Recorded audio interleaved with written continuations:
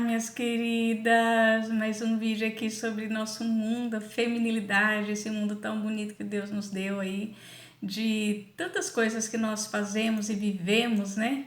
E a gente tem sempre algo a compartilhar, algo a aprender. Hoje eu quero conversar um pouquinho com vocês sobre a administração do lar. Como administrar o nosso lar através do livro de Provérbios 31. Nós vamos estar conversando um pouquinho, tem tanta coisa para aprender nesse texto, mas eu queria conversar com vocês sobre 3 assuntos, 3 tópicos. Primeiro, como aprender a administrar o nosso lar. Primeira coisa, aprendendo a delegar. Como é difícil delegar, né, gente? Tem muitas mulheres que falam comigo, mas é difícil porque nada sai do meu jeito. Mas é isso mesmo. Quando a gente delega, a primeira coisa que a gente tem que entender é que não vai sair do nosso jeito, né? Vai sair do jeito da pessoa que está fazendo o trabalho. Seja seu filho, seja seu marido ou qualquer outra pessoa que mora aí com você na sua casa. Mas administrar um lar não significa que você tem que fazer tudo. Esse é um grande erro. A gente se sente sobrecarregada e aí já começa a murmurar, já começa a reclamar, porque na verdade não é isso. Lembra lá em Provérbios? Ela vai e dá ordem às suas servas. E você não tem as suas servas, você tem aí as pessoas que moram com você, né? Nossa casa não é um hotel, né? Que onde tudo aparece limpinho, organizado. A nossa casa é a nossa casa, né? A nossa casa é aquilo que Deus nos deu para cuidar e com certeza com os nossos filhos, com o nosso marido.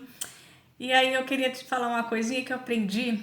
Eu escutei uma frase uma vez, gente, como que isso marcou o meu coração, porque a gente não tem essa noção, né? Filho, a gente educa. Então você vai ensiná-lo quando você atribuir a tarefa, ensinar como fazer, tudo. Mas o nosso marido a gente não educa, ele já veio educado da casa dele. A gente ajuda e ama. Por que eu falo isso?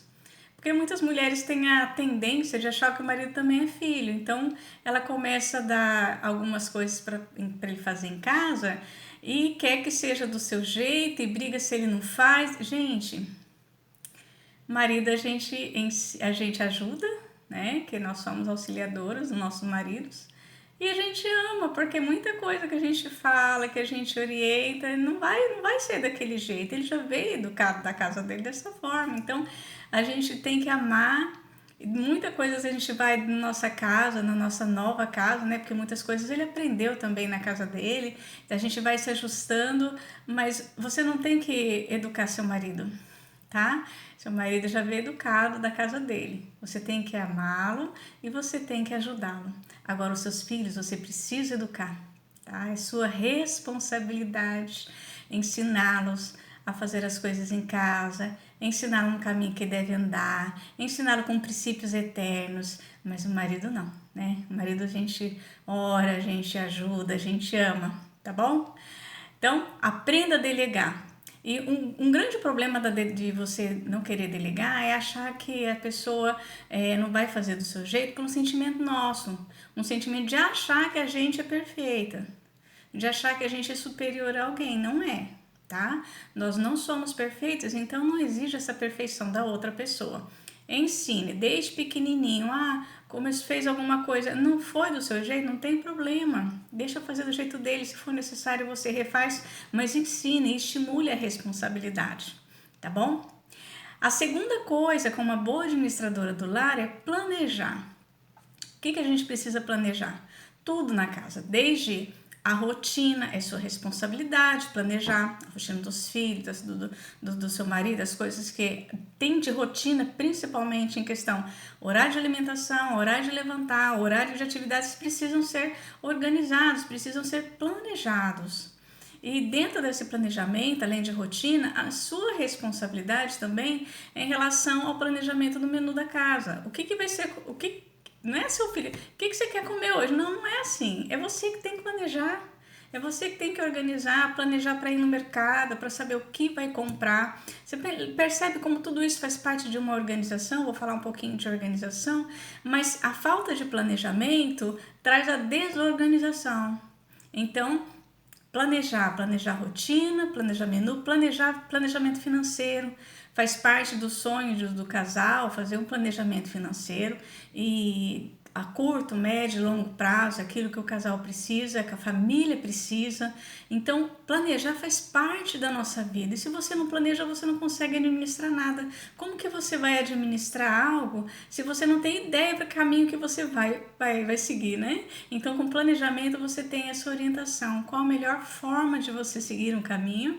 Qual a melhor estratégia para fazer aquilo? Se você planejar, tá bom?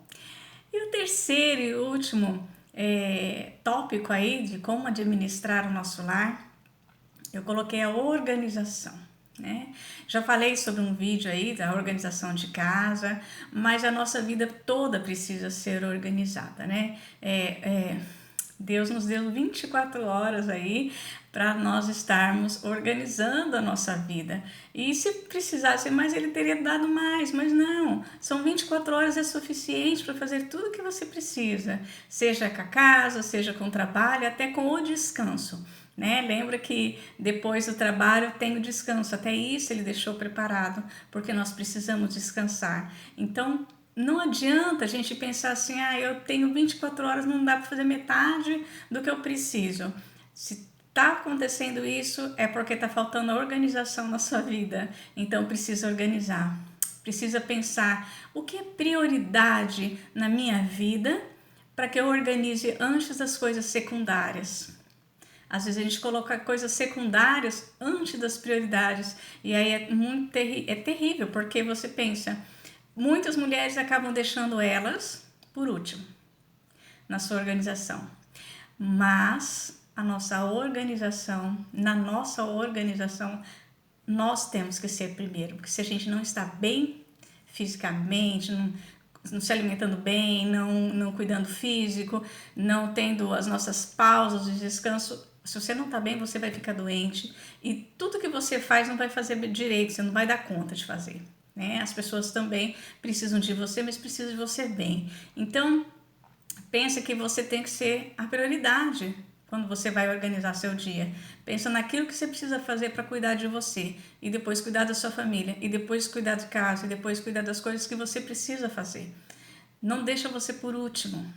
Se você tem deixado você por último, você está errando aí na sua organização. E eu queria encerrar esse vídeo falando com vocês o seguinte: nós não temos condições de fazer tudo o que precisamos fazer sem a ajuda de Deus. Não dá. A nossa vida toda tem que ser direcionada por Deus, cuidada por Deus, orientada por Deus, tem que buscar sabedoria em Deus. A gente não dá conta de fazer as coisas, a sabedoria assim não surge do nada, a não ser por direção de Deus. Porque se seguirmos o nosso coração é pecador, o nosso coração pensa em satisfazer a nossa carne, a nossa vaidade, o nosso ego, e aí a gente caminha por caminhos tortuosos, porque a gente não segue a vontade de Deus. Então, em tudo que você fizer, pede força para Deus, pede orientação e sabedoria do alto, porque Deus vai dar. A nossa vida toda é direcionada por Ele, tá bom? Então, que nesse vídeo aí de administração, é uma pequena pincelada, eu vou trabalhar depois cada assunto desse num vídeo separado, mas só para vocês saberem o que eu preciso fazer primeiro para administrar o meu lar, né? Então, retomando aí, eu preciso aprender a delegar, não se sobrecarregue desnecessariamente. Eu preciso saber planejar para deixar depois, então, minha vida organizada, tá bom?